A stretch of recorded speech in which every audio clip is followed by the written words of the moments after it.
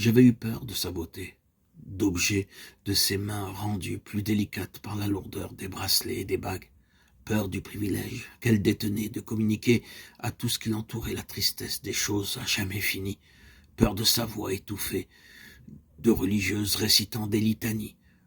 Quand je serai parti, tout ici sera mort.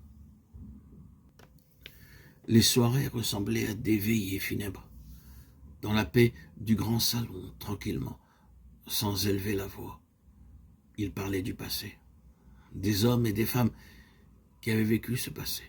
Il parlait de la grande dame comme si elle avait été fille de roi. Elle avait régné sur 4 générations.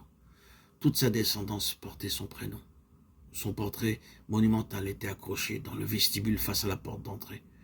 Une femme vieillissante à l'étroit, visage encadré, de sombres cheveux et dont la frêle encolure se dissimulait sous un mantelet de guipure. Personne ne pouvait entrer dans la maison, sortir de la maison, vivre dans la maison sans sentir peser sur lui le poids de son regard. Devant le portrait, nuit et jour, brûlait une lampe à huile comme si l'esprit de la grande dame était une flamme qui ne s'éteindrait jamais.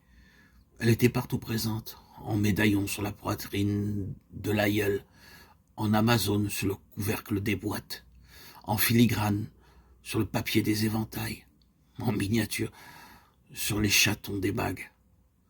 Dans le jardin d'hiver, elle était sculptée dans la pierre, des chiens accroupis à ses pieds. Il parlait d'Adrien Marie.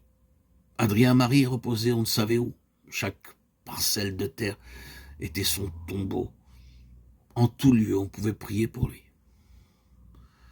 Adrien Marie était éclat d'obus, mitraille, pluie sur les plaines, boue dans les tranchées, barbelé, charnier, visage face au ciel, bouche remplie de terre, corps démantelé.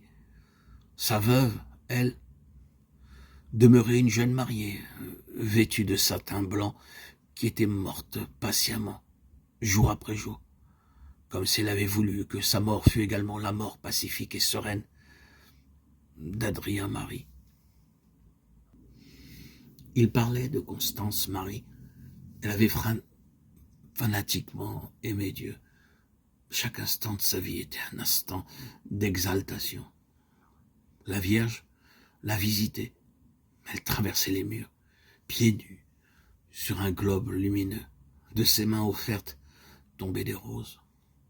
« Prépare ta couche pour recevoir mon fils », disait-elle. Les yeux de Constance Marie, noircis par l'insomnie, brillaient du feu de la passion.